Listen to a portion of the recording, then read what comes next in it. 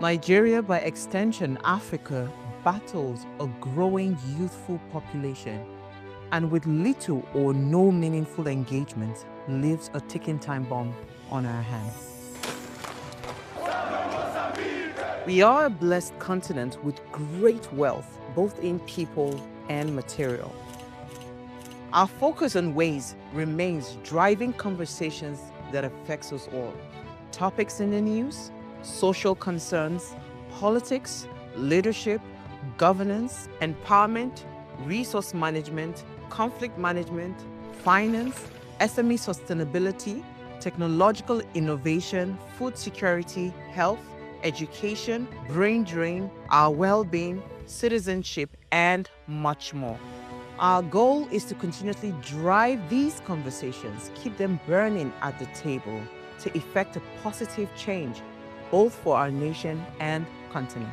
Ways, what are you saying, has a secret ingredient that completes the conversation every single episode, and that ingredient is you. Our past conversations shaped our yesterday. To shape our tomorrow, we must keep talking. So, I want to hear you. Be a part of our live conversations Mondays through Fridays. And let's all have our say. Moral decay refers to the erosion or decline of moral values, principles, and standards in individuals, communities, or society. This can manifest in various ways. Now, Nigeria, a nation that is rich in cultural heritage and natural resources, is facing a crisis of moral decay that threatens the very fabric of its society. Now, the erosion of moral values, ethics, and principles has led to a breakdown in social cohesion, trust, and confidence in institutions. Now, this decay has manifested in various forms, including corruption, dishonesty, and a lack of accountability, which has, of course, far-reaching consequences for the nation's development and progress. It's another beautiful episode on your favorite primetime show, Ways. My name remains Osajua Mesale, and tonight we're asking, can we restore the moral decay in Nigeria? That's the question. Now, remember, Ways is all about you. You are the wine Ways, so be a part of the live conversation every single day. You can add your voice to the discussion. Head on to our YouTube channel. Hit the subscribe button. It's at Official Upgrade TV. Like, share, invite your families and friends to also join the show live as it's going on right now. When I open the phone lines, I'd really love to hear your thoughts on this topic. And also, you can be a part of us by just sending us an add me on WhatsApp. We would add you via video to be part of the live conversation as well. As always, let me allow you ponder on my quote for the day. It says, moral decay is the inevitable result of a society that values wealth and power over people and principles. I think this is just the fine way to sum up moral decay. So we'll discuss all of this. We'll delve into this much later. But first, let me run off on a break. When I come back from that break, I want to let you in on my news interest for the day. Stay with me.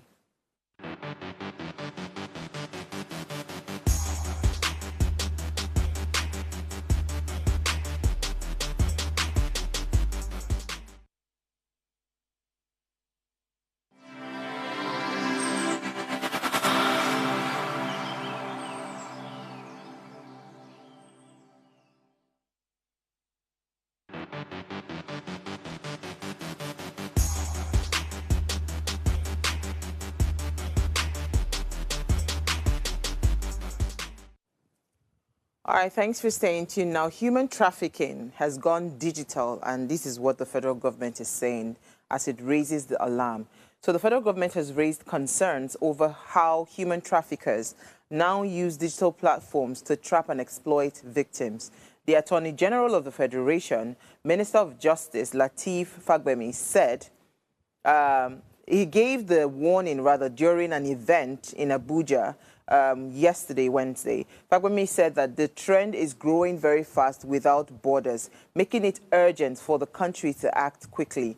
Trafficking has gone digital. We must act fast or risk being outpaced by criminals who now use sophisticated online tools to recruit, control, and exploit victims. He said that the human trafficking is now the third most profitable criminal activity in the world after drugs and armed trafficking. He called for stronger laws, better institutions, and smarter technology to fight it. He added that reviewing the National Act Plan was a chance to boost Nigeria's response to trafficking. Do I have anything to say about this story? Human trafficking is a very age-old trade, right? And like you rightly pointed out, it's a global trade. It's not unique to Nigeria. And you know, when they're talking about now digital, it's been digital a long time ago, because I know that I've heard so many things around the dark web, how people actually go there to buy human beings, right, from the dark web. So it's not a today thing. It's not today. Maybe he's just waking up to the reality that, you know, this thing has been in existence. So I'll move on to my next story, some bit of good news. And I met him today, so I'm excited. Dangote has a refinery. They've slashed the prices of petrol to 865 naira. So, you know how we've been going back and forth about, you know, naira for crude and all of that. I think there seems to be a direction where the federal government is now trying to say, okay, you know what, let us sell to Dangote with naira. So now, I don't know if this is what has informed, what's it called, this price reduction, but yes, this is good news for us, because now the refinery has informed marketers and its customers of a downward review of its ex-gantry loading costs to 865 naira per litre. So this new price reduction of 15 naira from 880 naira per litre sold by the facility. They also, Punch correspondent gathered that the refinery informed its customers in a notice that was sent out today, this morning, and a pro forma invoice was cited by the correspondent of Punch, then that confirmed that that price is, you know, the new price. So we don't know what the pump price will look like now. Currently, we know how much we're buying at the petrol station, so, but I'm sure that the pump price would reflect this. So I'll move on to my next story. Senate President Godswill Akpabio has the alleged assassination plot that Senator Natasha had, you know, alleged against the Senate President. So he has petitioned the IG demanding Natasha's prosecution. So according to the report, Akpabio had petitioned the Inspector General of Police, Kayode Egbetokun, seeking an investigation into the allegation of the assassination plot that was made by the suspended Kogi State Senator. So in the petition, Akpabio denied serious accusation and called for prosecution of Akpoti for criminal defamation. The petition was also copied to the Attorney General of the Federation and the Minister of Justice, Lateef Fagbemi, SAN.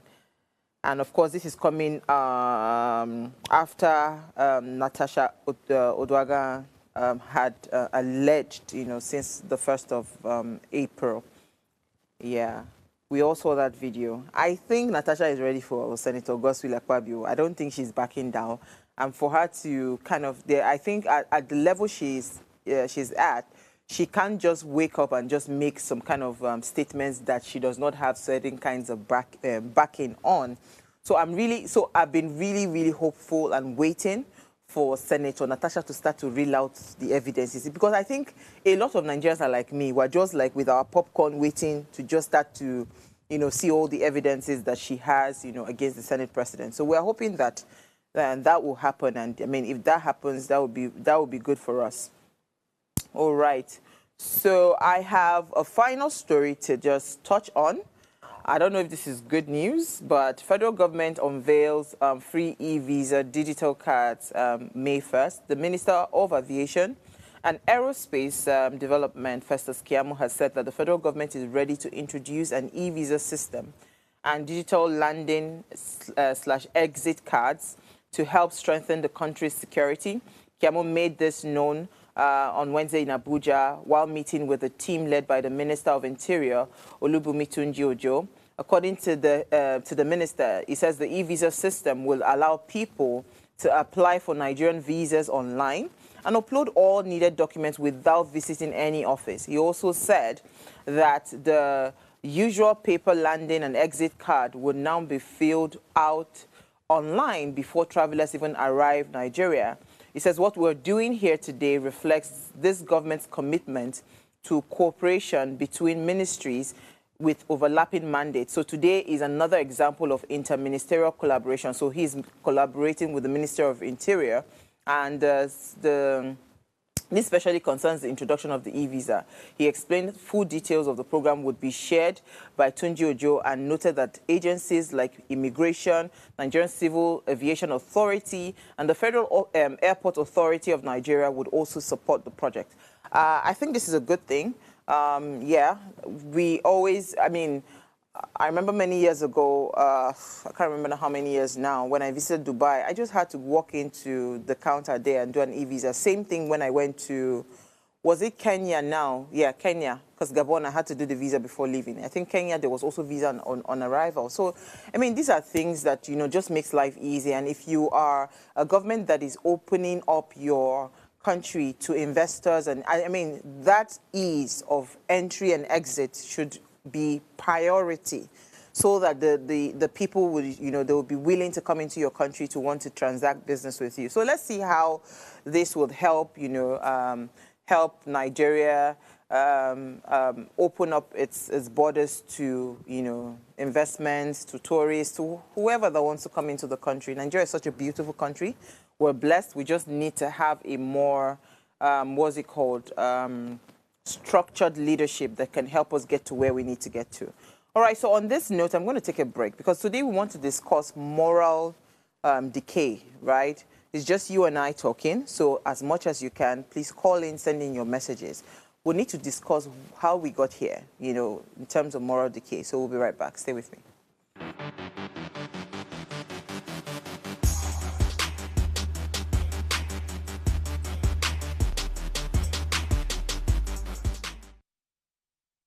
Tell us you're a Nigerian without saying a word. Energy security is one of the most pressing issues for many developing countries like Nigeria. And if there's going to be any meaningful progress, addressing our energy issues is non-negotiable. I need to see light for my house. Make them do something. Band A is expensive. I literally have to turn off all my appliances just to reduce costs. We need light. Introducing the Energy Outlook, your go-to show for everything energy.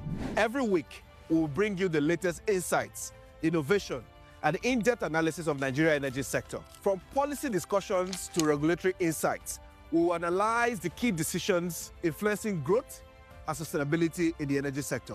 We'll bring you the human stories behind the headlines, giving you a personal perspective on the broader energy challenges. Join me every Friday at 6 p.m. for the Energy Outlook, your guide to the future of energy, where energy means business. Life is made up of moments, some that fill us with joy, others that test our strength. Welcome to Heartlines. This is our space to explore the highs and lows of human connection, the love, the heartbreak, and resilience that shapes our life. From relationships to friendships, parenting to partnerships, and so much more. Every week, we share stories and conversations that define us, navigating love, separations, the struggles of parenting, dealing with anxiety and managing the pressures and stress of life. Real conversations that bring us closer, helping us heal, grow, and connect. So join me Mondays through Fridays at 10 p.m. for Heartlines, the show where we connect hearts, have real conversations with real people, one story at a time.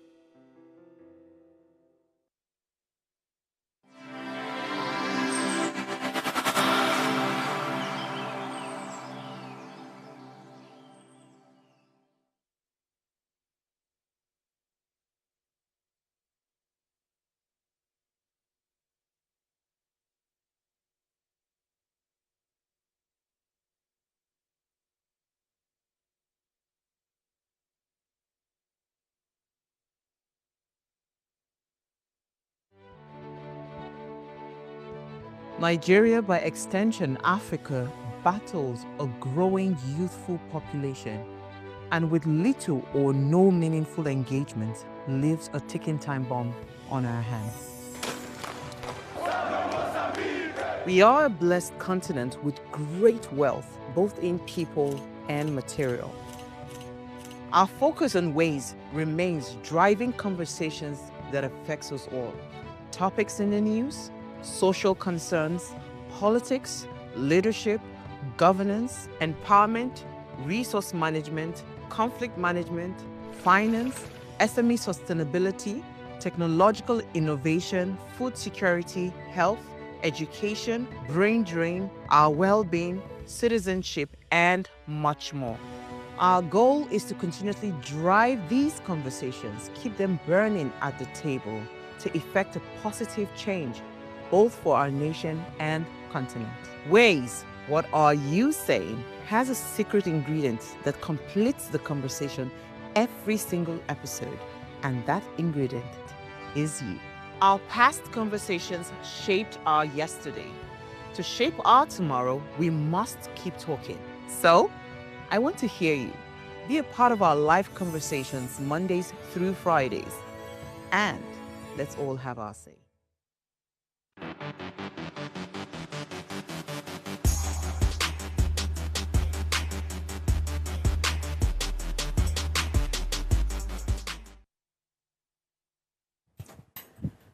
All right, thanks for staying tuned. Now, Nigeria's moral decay is a complex issue that is requiring, of course, a multifaceted approach. The country is not doing well at all in this regard. But, by understanding the causes and the consequences, Nigerians can work towards restoring the nation's moral fabric. The prevalence of corruption, embezzlement, and other forms of dishonesty has become a norm in many aspects of Nigerian life. The lack of accountability and transparency has also enabled corrupt practices to thrive, perpetuating a culture of impunity. And this has led to a decline in trust in institutions, including government, law enforcement, and the judiciary. The consequences of this moral decay are evident in the nation's poor economic performance, inadequate infrastructure, and a lack of social service. Now, the effects of moral decay in Nigeria are far-reaching and have a profound impact on society. The breakdown in social cohesion and trust has led to increased conflict, violence, and insecurity. The nation's youth, who are supposed to be the future leaders, right, of the nation, are being disillusioned by the lack of opportunities and the corrupt practices that pervades every aspect of their lives. Now, the nation's reputation has also suffered, with many international partners and investors expressing the same concerns about the level of corruption and the lack of accountability or transparency in Nigeria. So you're asking, how did we get here? You might just want to ask that question. I'll say that Nigeria's current state of moral decay is a result of a combination of historical, there's political, there's economic, and there's also social-cultural factors. And if we were to break it down, so let's talk about colonial legacy and erosion of traditional values. The British colonialism disrupted Nigeria's indigenous moral and governance system that replaced them with foreign structures that prioritized exploitation over ethical leadership. We saw that happen. Now, post-independence, right, the country also struggled to reconcile Western values with traditional African ethics, of course, leading to a weakening of the communal accountability. Nigeria was such, everybody was accountable to everybody. Like, we had such a strong community, right, where even if you were not somebody else's child, you dare not act in a certain way around people, because it seemed like it was the whole world, right? It was the whole community that was raising one child. But all of those things, right, it weakened with the influence of the colonial masters, or whatever you want to call them. I'll move on to corruption and weak governance. Now, decades of military rule, you might say that, might have contributed right? And that entrenched corruption, impunity, and a culture of self-enrichment amongst leaders.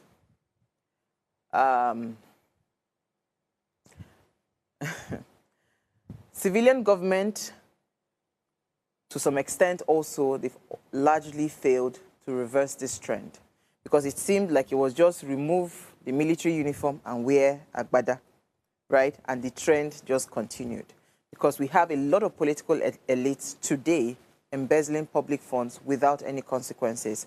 When we heard of all the monies that were moved to different foreign accounts by the late Sani Abacha, you know, like all this, when they say they are repatriating funds and all of that, I keep on wondering, my goodness, how much did these people think they needed that they were, you know, because when you hear certain kinds of stories and the kind of amount of money that is just obscene that you hear that some of these people, one just wonders, like, where is the mind of these leaders? But it's the same. Because forget military, forget civilian, it's the same, right? With the current crop of leaders that we have today, I was making a joke one day and I was saying to someone that before, when we were hearing of corruption or stealing or looting or whatever, it used to be in hundreds of thousands. It moved to millions. Now, it's in trillions. It's not even in billions, it's in trillions, right? The bracing audacity that, you know, leaders are able to embezzle funds without any consequence is what is even disturbing for me. I've heard so many people say in different quarters, like top legal people say that a lot of people steal heavily so that when it's time to negotiate with the agencies like the EFCCs and all of that, they can have something to bring to the table. You say, okay, you know what? I stole 3 billion, you take 2 billion, I keep 1 billion. Like, it doesn't make any sense, right? Institutions like the police, the judiciary, civil service are also deeply compromised, because this then fosters the distrust that we have in the system. Go and check it. Go and check. See what is happening with our judiciary. There's so many allegations around what is going on with our current judiciary about, you know, how they are just compromised, right? We don't want to go too far, but there are just too many stories all over the place. You know, they're building them some quotas, they're giving them some luxury items and all of that. It seems like, okay, you know what? Let's suspend justice for a bit. But that's what we are seeing. So police, I don't know how well we can trust them in terms of, fostering a more corrupt-free nation. Same with the civil servants. You know, they say sometimes we keep on focusing on the executives. The real lacuna, I don't know what to call it, the real problem, right, is in civil service. Because these are the people that they say, soldier go, soldier come, barrack remains. Civil service, they are the barrack. They go nowhere. So they are there, and every new person that comes into the system, they come and tell you that this is how we used to do it. And you hear that a lot. So, I don't know, for us to be able to get out of this moral decay, it will take a lot of willpower. And somebody just needs to get to that point where we say, you know what, I am done. This cannot continue. That's the only way it can move on. But I'll continue the conversation around, the reasons, right, or why we are where we are, right, today. So we've touched on some of our values, you know, legacies that was eroded by the colonial disruptions. We've also touched again on corrupt and weak governance system, corruption and weak governance system. I'll move on to economic hardship. It might sound cliche and poverty, but rather it's a reality. That's the reality. High unemployment rate, like literally, right? Somebody is hungry. Somebody does not even know where the next meal is coming from. And you tell the person to go, and the person would not even question it. I was at an event today, and you needed to have seen the way people were scrambling just for 5,000, for 1,000, for 2,000. That is the reality. There's poverty in the land. So high unemployment, we have inflation that we're battling with. There are lack of opportunities, right? That then pushes a lot more people into crimes like fraud, yahoo, whatever it is you want to call them. And some of these unethical methods to survive, right? Survival tactics. Because if you look at it, how did we lose moral values? Because there are no opportunities. I've always said something that if we had a more balanced society, balance in the sense that there are job opportunities, there's a balance. So if somebody then decides to go into crime, one might say, okay, you know what, in Yusuf, you overdo them. You understand? But where we are right now, it seems like the opportunities are more inclined towards unethical means of survival, right? And we have wealth disparity. And this has also created a society where materialism is glorified and success is often measured by ill-gotten wealth rather than integrity. Look at what is going on. You go into a room, right? And the person sizes you from head to toe. What are you wearing? What are you, let's even give a clear example. When you're in traffic, I've done this several times because I have different kind of cars that I drive, right? Sometimes I can be inside 2K. Sometimes I can be inside a good car. Sometimes I can be inside a very luxury car. And I've noticed that even these people that beg on the road, they first of all look at the car before they come to your window to say they want to beg. So does that not tell you that we are glorifying, you understand, materialism is glorified in this country? How you're dressed, how you appear is very important. And that's what guarantees whether somebody will talk to you or not. So what you see a lot of these young boys and girls do is that make money by all means. Once you're able to make money, then everybody will just be hailing you no matter how you got the money, whether it's an ill-gotten wealth or whether you got it, in a legit way. So that in itself is a problem. Where we have economic hardship and poverty, people will do all sorts of things. So morality will just be thrown in the bin. Now, this is one part that I always talk about every time I have an opportunity to talk about it. Failed education. And of course, we have now indoctrination that is even happening, right? Schools and religious institutions no longer effectively instill moral discipline. You see, when people go to share certain kinds of testimonies in church, I was talking to one of my staff on our way home yesterday, and I was saying that if I went to sleep with a man, right? If I went to sleep with a man and man gave me 10 billion, am I allowed to pay tithe on that money?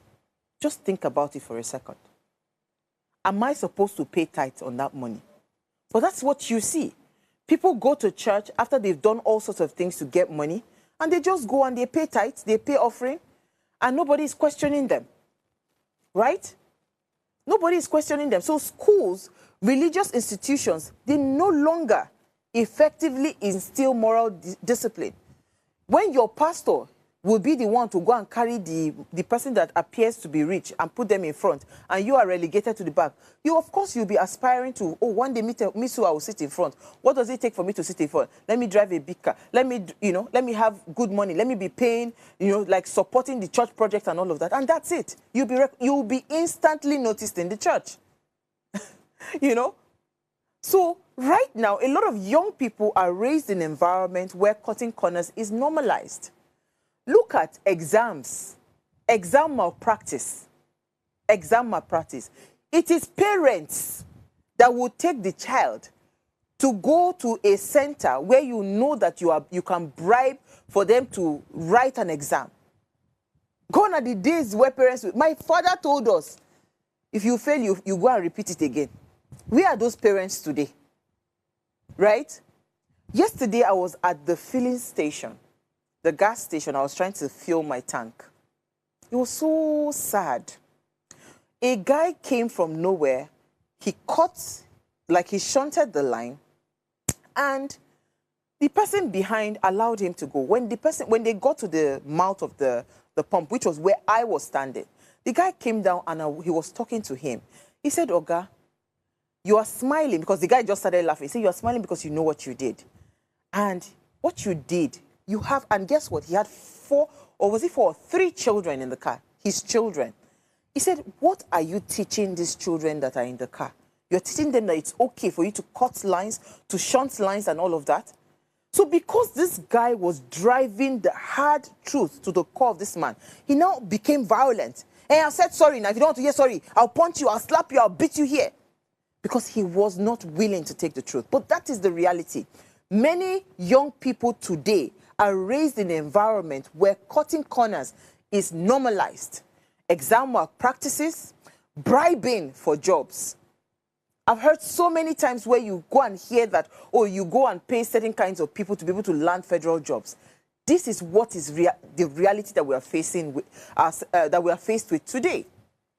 Religious hypocrisy, of course, is rampant, right? Religious hypocrisy is rampant. We just need to be intentional. If we must move forward, first of all, we must evaluate where we are. Why are we where we are today, right? Then we cannot tell ourselves some home truths, and then we can then move forward.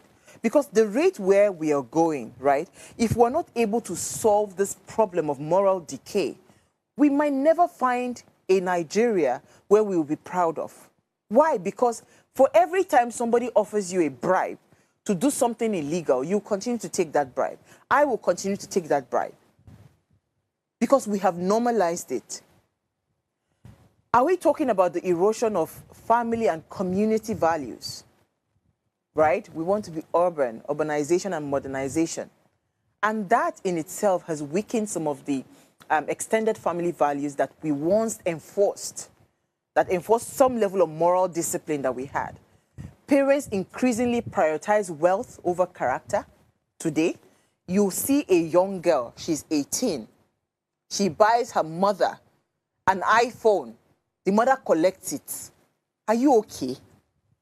You collect it. You are not even where even as I did like this, if I give my mother money today, she will ask me, how did you get it? But today, parents increasingly prioritize wealth over character. They're not even asking questions. And this is leading to a generation with little regard for ethics. Nobody cares how you get it. Just blow.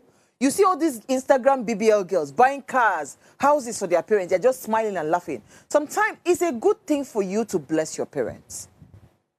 But it is also important for you not to lose your dignity in the process. So delayed gratification is a blessing. But what we have done now is microwave money. We cannot wait anymore. We can't wait anymore. And the rate we are going, it can only get worse. It can only get worse. Are we talking about media and celebrity influence? Nigerian media, entertainment, Nollywood, our music videos, they often glorify crime, fraud, immorality, the get-rich-quick narratives. You see it every day. Social media promotes vanity, promotes scam, and a culture of deception. This list is endless. Are we talking about tribalism and nepotism? Ethnic and religious divisions that also foster this lack of national unity, making it easy for people to justify corruption if it benefits their group. And now our turn. When our turn rich, make it rich. Mediocrity is often sacrificed for tribal loyalty, weakening, of course, professionalism. You see people justifying, I don't even know what to call it. All because, oh, it's my person. I remember it was Jonathan that said, there are different definitions of corruption. Because if now your person now, you go change them, say no be corruption. Meanwhile, it's supposed to have a universal, definition. Weak legal enforcement. We've said this thing several times. Laws exist, but enforcement is selective. The rich and powerful, they always escape justice, while the poor continue to suffer police brutality and extortion. You see somebody die because they stole chicken. Meanwhile, somebody that is stealing billions is being celebrated. And of course, extortion further erodes trust in law enforcement. Brain drain and loss of role models. Many honest and hardworking Nigerians have left the country, sadly, leaving behind a leadership vacuum. We see a lot of jackpot. For every time you see somebody jackpotting out of this country, just know that a lot of honest people, a lot of hardworking people are also leaving the country. So those who often remain, right, often see corruption as the only path to succeed. That is why we are where we are today. Let's go on a break, right? When we come back from that break, I'd love to hear your thoughts, and hopefully let's start to intentionally bring a consciousness of how we can move forward from this moral decay. Stay with me, we'll be right back.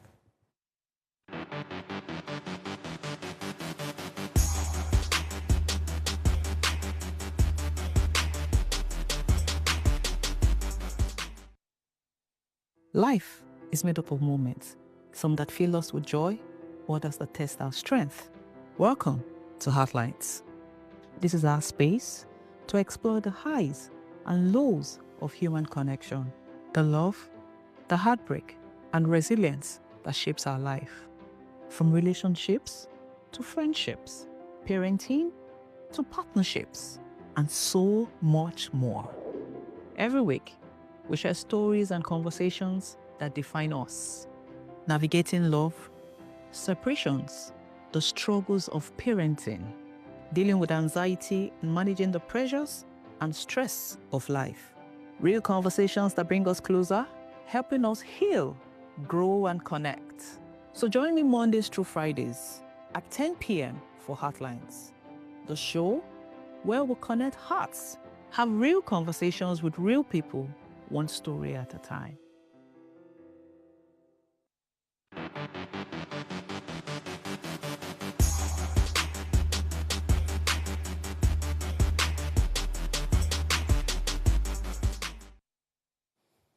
All right, thanks for staying tuned. Now, if you just tuned in, thank you so much for joining us. We're asking, can we restore the moral decay in Nigeria? Now, please let's hear what you have to say. Remember, you can join this conversation. Send us an SMS or WhatsApp to 081-803-84663. On the WhatsApp line, you can also send us and add me to the WhatsApp. We can add you via video, or you can call the WhatsApp line. You can leave a voice note. I mean, technology has made life easy. Just be a part of the conversation. You can also call our phone lines. The numbers to call is 070-2500-7749 or 070-1424-2420. Let's hear what you have to say. Sometimes when we talk about some of these things, it seems like it's hopeless, right? But Nigeria's moral decay did not happen overnight, right? It's the result of systemic failures over decades. It's not a today thing. And if for us to reverse it, right, reversing it would require deliberate, sustained effort from both leaders and us, citizens alike. It's not a one-sided thing, because we're so quick to point fingers at leaders. Citizens as well, we have a huge role to play. You know, you must be willing to go hungry. You must be willing to delay gratification. You must be willing to just walk away from a lot of things. If we must change anything that, you know, or we must reverse this decay that we're experiencing in Nigeria. So I'll touch on a few pointers that I think we can start with. Education and awareness. So imagine if we can integrate moral education back, incorporate moral values and ethics into the national curriculum, starting from nursery school. That is, this is not even primary, nursery school to tertiary institutions.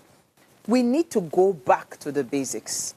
There was a time where, you know, we had nursery rhymes that was teaching us different things, right?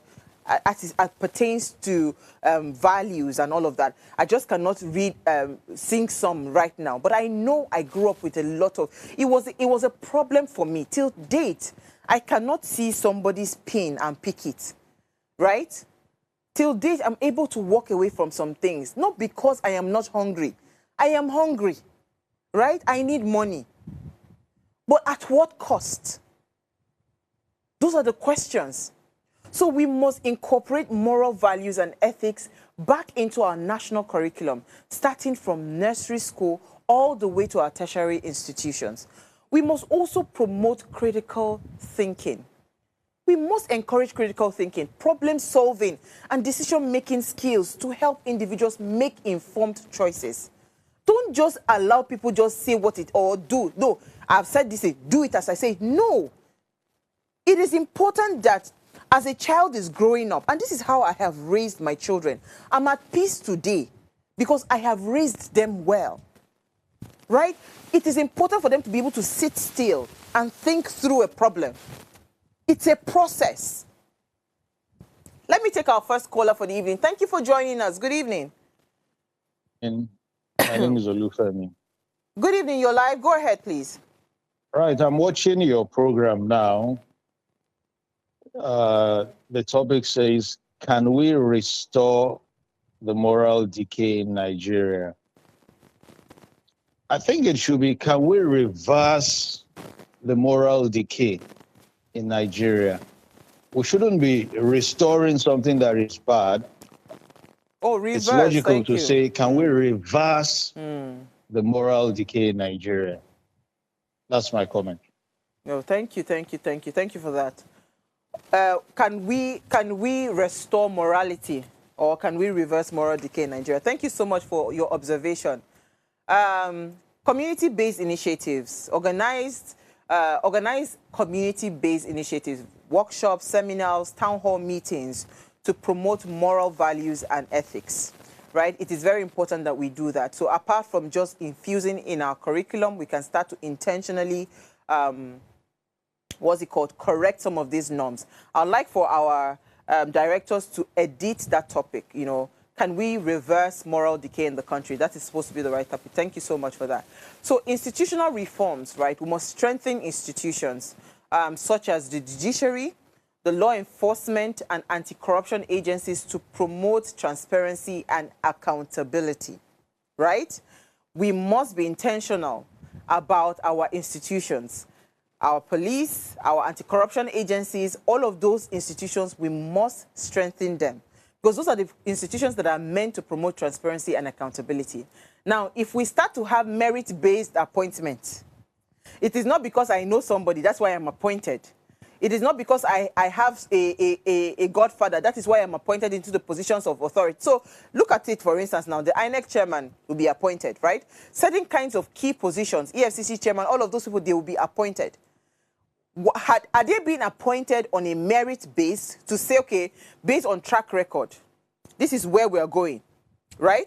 Or are they being appointed because they are loyal to a specific person that eventually they would just do their bidding?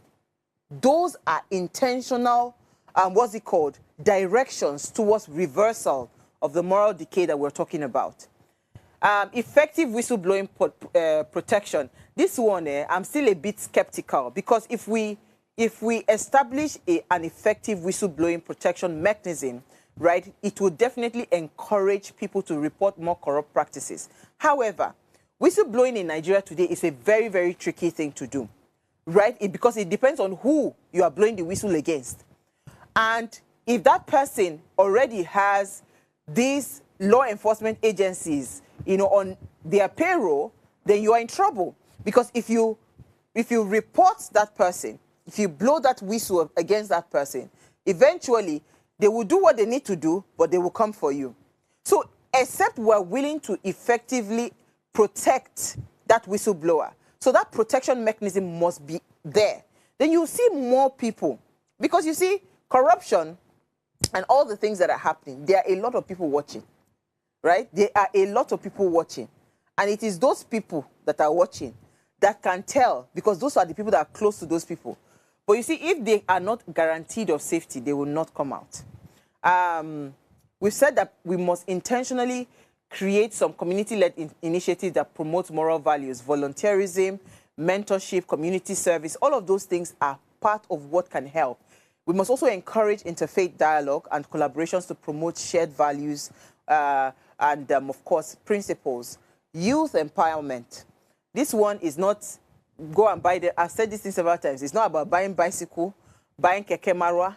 It's not about buying grinding machine, sewing machine, like the one in Kogi State that bought them tires, motorcycle tires. That was very hilarious, but it wasn't funny to me. So we must empower our youth through skill development. And the skills that we are talking about are skills that are for future. Because right now, the world has moved away from some of the things that we are calling skill empowerment in Nigeria. The world is looking at how they can engage continuously their young populace using technology. So if we are intentional also about reversing the moral decay, we must empower young people in a way that they can become self-sufficient, they can become entrepreneurs, they can also start to intentionally earn decent income. So this would help to promote values, and of course, it will now start to raise a new generation of role models. Leadership is also one key area that must be touched. We must promote leadership by example. Where are our leaders today that demonstrate integrity, that demonstrate honesty, that demonstrate commitment to moral values? Where are they? Please mention them. Because the more we are not able to find these leaders as role models, the tougher it's going to be for us to be able to reverse moral decay. Now, you see young people, and you know how all of you are watching, and they say, okay, the person that people are celebrating on TV, now the same Baba Mia in the visit for night, or the person people are celebrating, we're trafficking the same drugs, or we're doing the same thing. It will be difficult. So we need to start to intentionally fish out the right leaders that would promote integrity, honesty, and of course, commitment to moral values. And that's why in Nigeria, presidency is very important. Your governors are important. Some of the people that you elect as leaders are very important, that they have so it's not like we are looking for saints. It is what they represent and how the symbol of what they represent, how it can have a ripple effect on morality in Nigeria, right? Once we have leaders that have questionable characters, it will be difficult for us to tell a young person that if you do things right, by whatever, certain standards, then this is where you would end up. Because they would say that this person is an armed robber, or this person is a this, and this is where the prestigious position the person is occupying. Do you see where we have a problem in Nigeria? So we need to intentionally promote leaders that would lead by example in terms of upholding moral values. We must also identify and promote positive role models who would embody moral values and principles. It's very important. Then we must incentivize good behavior. We must incentivize good behavior. I am not condemning certain reality TV shows, but if we place the same energy that we put on reality TV shows to the people that are going into the university and coming out with first-class degrees, coming out with great grades, people that are doing so many, laudable things in terms of morality and upholding it, if we celebrate those people as much as we celebrate these other guys, what we will do is that we will start to breed a culture that recognizes, that rewards individuals who demonstrate honesty and integrity. So we need to be intentional about that. Policies and legislative reforms, right? Anti-corruption laws. We must strengthen our laws. We must enforce, certain kinds of structures that will reduce corruption and promote accountability. The more we tell people that it is okay to steal, just make sure you steal plenty money so that you'll be able to use part of the money to get yourself out of law enforcement wahala.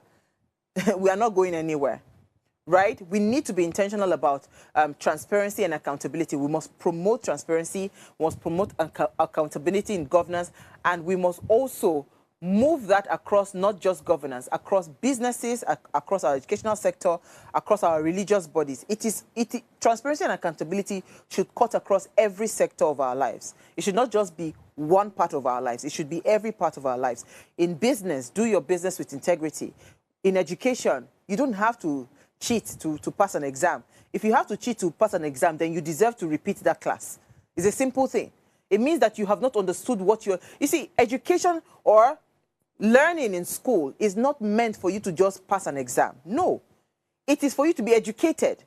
So the fact that you are struggling to understand how to write an examination to pass should tell you that that's the more reason you should even fail that class, so that you can have a repeat class and understand that thing better. I don't know if I'm making sense, but that is how I see it. Because you need to know what it is that you're doing. Because in the end, it's no longer going to be passing an exam. You will need to apply some of this education that you have gotten. In life examples, how would you do that? How would you implement? So we also need to move away and then effectively implement some of those policies and laws that would promote values and ethics. We need to be intentional, right? Once we see that there are people that have questionable characters, or they've been pointed at to say, oh, this person did this person did, the policy should be step aside. So look at what is happening with the National Assembly, for instance. Counter allegations here and there of sexual harassment, of death threats, or whatever it is, or assassination threats and all of that. The ideal thing If we had a morally upright society, what you will do is that, you know what, somebody is questioning my integrity. I'm going to step aside and let a proper or thorough investigation be taken. But we don't see that here. So we need to be intentional about that. And if we need to move on, economic empowerment, as said before, it can reduce that desperation to just make money by all means. So if we're intentional about empowering our young people, right, empowerment that is real empowerment, not hand-me-down kind of thing, right? Give them something that can sustain them in this current economy, considering all the inflation and everything that we are going through in this economy. And see if this desperation to just do things anyhow will not reduce.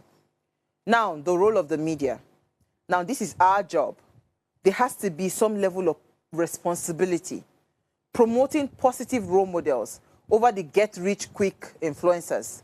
We must be intentional. This thing worries me a lot, especially when it comes to social media. The kind of things that our bloggers, the kind of things that they celebrate, the kind of things that they promote. I keep on wondering, do you people ever want to get this? Do you ever want to see this country get better? Because the more you just promote some kind of... I know that we are in that age where content is king, and everybody will do anything to be able to go viral, trend, and all of that. But we need to be intentional about the kind of content that we are promoting. Go and check some of the skits that we promote. Some of the skits sexualize women. Some of the skits will say, oh, big bomb, whatever, whatever. Because of that, you are able to get a lot of money. What are the things that are the subliminal messages that we are passing through those kinds of skits? It's a problem. We laugh. Even me, I join them and they laugh. But you see, in that laughter, you know, we are sending a strong message that it is okay for a young girl, you know, to sleep around. It is okay for a guy to do things by all means. It is okay for some people to do drugs. That is the messages that we are subliminally passing without even knowing. So if at all anything must change, there must be a responsible use of media. And media has to play a very huge role in promoting some of the positive role models that we have. We need to start promoting more people that do the great work. I hear it. Most times when you promote those very decent conversations and all of that, it doesn't get views. You see 2 likes, 5 likes, 10 views and all of that. That's what you get. But you see, I would say, strike a balance. You can't keep on promoting nonsense, right? You have to strike a balance. You know, as much as you can, draw the attention of the people, then also bring some serious conversations. You know, have a mix, like a cocktail, you know, just to be able to help strike that, that balance to get us out of this moral decay. So if we must restore our morality in Nigeria, it requires a collective effort from all stakeholders, including the government, civil society, and the private sector. So by promoting education, awareness, and community engagement, we can foster a culture of moral values and ethics, institutional reforms, leadership by example, and also policies rather can change. Policy changes rather can also help us promote transparency and accountability. So while challenges exist, there are also opportunities for growth and change. By working together, Nigerians can restore the very moral fabric of our society and build a brighter future for generations to come. Nigeria must come together to promote a shared vision, and which is a big problem because right now we don't know what our national vision is, but we have to find a common vision, shared vision for moral renewal. And this requires a commitment to promoting moral values, ethics, and principles that prioritize the common good. By working together, of course, we can build a better future for Nigeria and restore the nation's morality. Okay, I hope I have made sense. Today, I don't think we've slept. We had a long day today. But thank you to the caller that helped, you know, clarify our topic. I think, yes, that was really helpful. Sometimes we miss these things, but this is why we're having a conversation. We're not perfect, but what we are trying to do as a channel is to attempt to bring some of these issues to the fore. And it's important. I love it when people say, oh, this thing, I love what you're doing, but watch it this way. It helps us to tell us that, yes, you know, we can move on. So thank you so much. We are always, always open, you know, to corrections. We're open to criticism. We're open to conversations. We're open to dialogue, because that is how it's supposed to be. So before I go, ensure you subscribe to our YouTube channel, that official Upgrade TV. Interact with us further, drop a comment, and follow all our engagements on social media. Like, share, and invite your families and friends to watch and follow the conversation. If you missed our quote for today, moral decay is the inevitable result of a society that values wealth and power over people and principles. And that's the reality. We'll see you guys tomorrow, 8 p.m. Enjoy the rest of your evening.